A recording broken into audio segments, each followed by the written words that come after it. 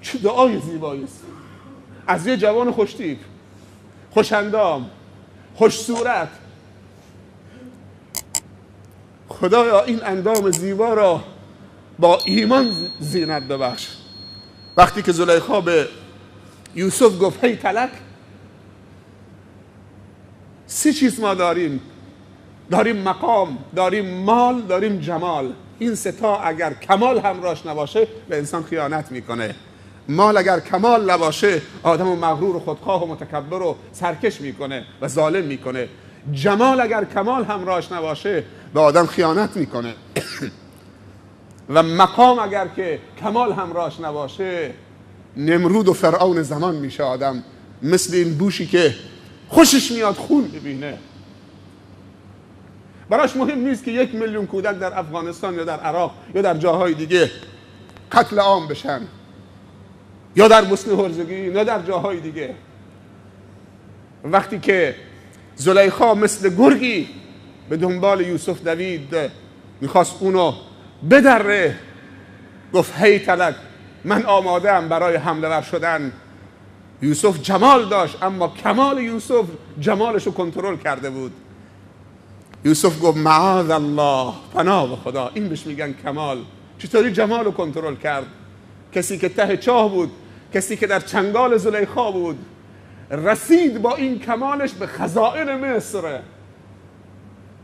خزانه‌دار مصر شد، از ته زندان و چاه در آمد و خزانه‌دار مصر شد و امین عزیز مصر شد.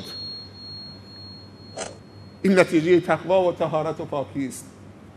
هر اشتباهی کردید، پیامبر میگه اگر گناهتون به اندازه نجوم آسمان و قطرات باران و ریگ‌های بیابان و پری بین زمین و آسمان باشه، فقط به من شرک نورزید، بیاد بگی یا الله میامرزم ولا ابالی، ابرو هم خم نمیشه. این همه جوان سرگردان در بازارها و چهارراه‌ها و در دبیرستان‌ها و مدارس دخترانه ایستادن، منتظر کیان؟ اگه باشگاه میرن که اندامشون رو پرورش بدن برای فریب دخترهای جوانه، از قرص‌های استفاده میکنن که عقیم میشن. اگر این دخترها میدونستن که اینها با این اجسام عقربیشون عقیمن، وقتی قرص استفاده میکنن برای پرورش اندام، یکی از ویژگی‌های این قرص‌هایی که تو باشگاه‌های پرورش اندام استفاده میکنن به جا خورد جوانای ما میدن، این که جوانو عقیم میکنه. قبل از پرورش اندام پرورش فکر با مطالعه مفید و پرورش روح با اخلاق و اعمال خوب و تزکیه، پرورش جسمم در کنارش. المؤمن القوی خیر و احب الی الله من المؤمن الضعیف فی کل خیر. از اینکه کمی معذب شدن بعضی از عزیزان، جا تنگ بود.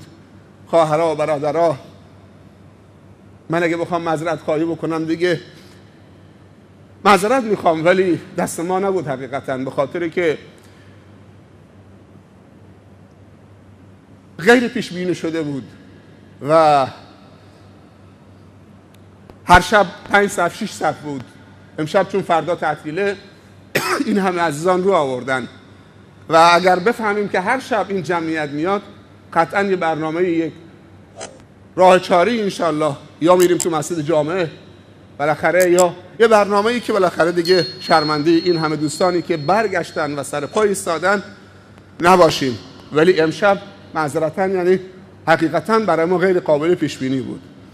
از اونجایی که جمعیت فشرده است و شاید بعد از برنامه دچار مشکل بشیم، من به همین اندازه بسنده میکنم. هستیم در خدمت برادرمون سماک، یا با دعا و یا الوداع رو بخونن و هستیم با طعام سحری در خدمتتون. و کسی فکر نکنه که بالاخره حالا غذا برای چند نفر پخته شده. پیامبر صلی الله علیه و آله فرموده غذای 2 نفر 1 نفر 2 نفر میخوره، غذای 2 نفر 4 نفر میخوره، غذای 4 نفر 8 نفر میخوره. مهم که پیامبر گفته تسحروا فإن فی السحور برکه. سحری بخورید چون در سحری خوردن برکت هست. حالا اگر شده با 1 لیوان آب، با 2 تا خرما، چیزی که هست خرما الحمدلله و نعمت فراوان، به اندازه کافی درست شده و کسی یه وقتی فکر نکنه که بالاخره چه شاید جمعیت پیش بینی نشده و نرسه سحری. برکتی که دست‌ها با هم سر سفره باشن ان شاء الله. جزاکم الله خیر. از حوصله همه‌تون شما تشکر میکنم و توفیقات ارزشمند خدا را برای همه شما خواهانم.